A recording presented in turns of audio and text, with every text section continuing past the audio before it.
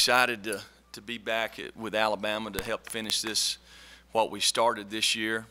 We're really thankful for the All-State Sugar Bowl and the people in New Orleans to giving us an opportunity and making this one of the best bowls out there.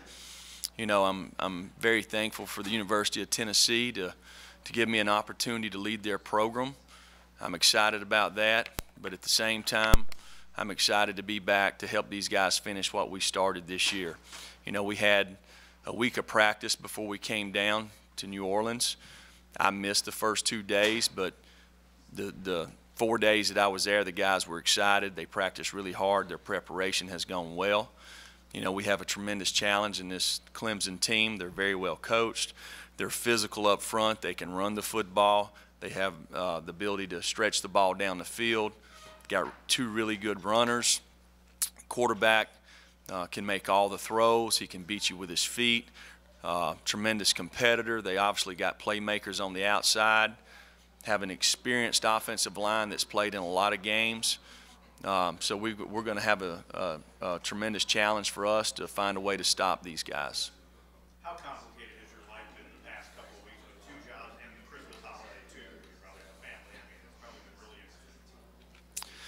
You know, the first thing when I went to Tennessee, you know, the first thing I had to do was hire staff. Kind of talked about that, and really with the early signing period, put a lot of pressure on the fact that you got to get a staff in place and find a way to finish for that December 20th signing date.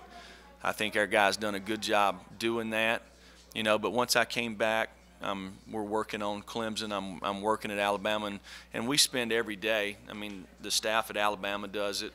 I was talking about in the other room.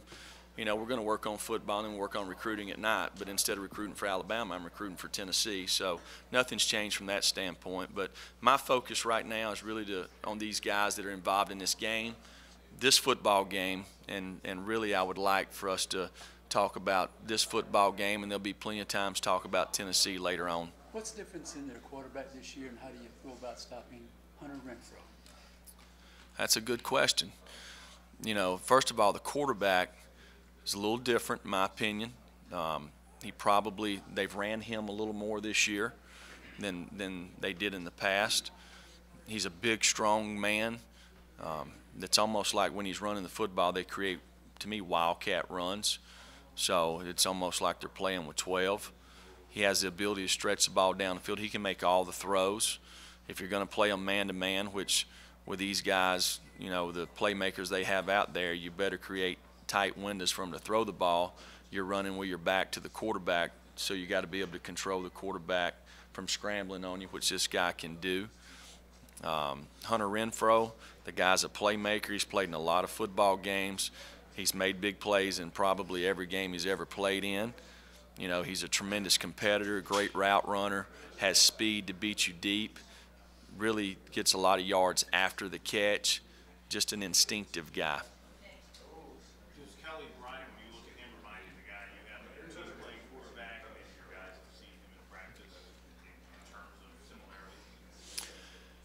You know, to me it looks like Bryant's a lot bigger than Jalen, but there probably is some similarities. You know, both guys can extend plays.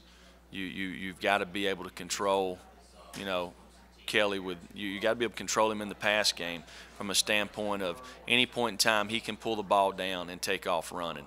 But he has the ability to make all the throws, and he's got playmakers on the outside, so they can stretch you vertically and horizontally. What have you seen difference in their offense this year? Not much. You know, to me it's doing a lot of the same stuff that they've done the last couple of years.